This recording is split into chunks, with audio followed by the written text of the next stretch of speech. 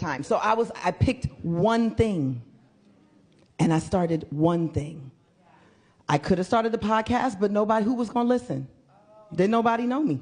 So I was in the basement by myself, just recording away, right? And sometimes we pick that thing to make it look like we're doing something, but really we're avoiding because it feels safe, because now I feel like I'm being productive, but nobody really knows, so nobody's going to see it. So if I fail, it'll be okay. I'm sorry.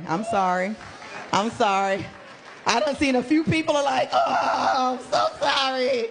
You know, you're like, I'm building. No, you're scared. You're hiding. So I got the podcast equipment, but then I was like, this is me hiding. Write the book. I'm like, okay, it could take me a year to write a book. And what will have happened for people in between now and then? Nothing. Again, stalling. And so I chose the speaking. Guess what? Because I know how to do that. I'm the kid who talked too much. Hand me a microphone. We can make this happen. So I decided this is what I can do now. I can produce this now. I can multiply this now. This is what's in my hand.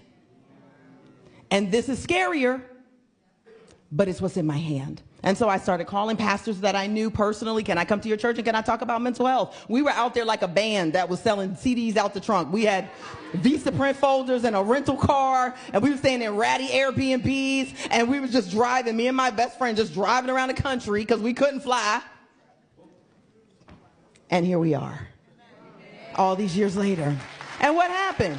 2 years later, I started a podcast. 4 years later, I published a book. And so all of the things came to pass. I produced all of that fruit. But when we try to do all the things at once, yes, sometimes we have twins. Yes, sometimes a woman can have triplets. But 8, 9, 10 babies, you're not meant to do that. We aren't designed to do that. And so you become too top heavy. You got all this fruit on the tree, and the tree is leaning over.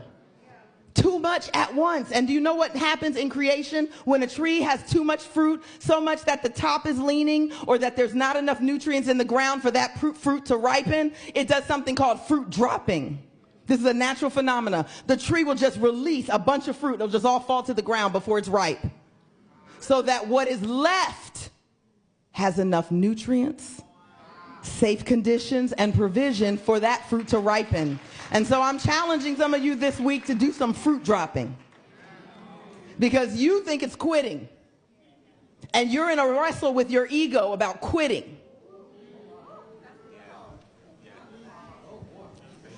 Drop it. Everybody go like this. Drop it. Yes, drop it. You're not failing God.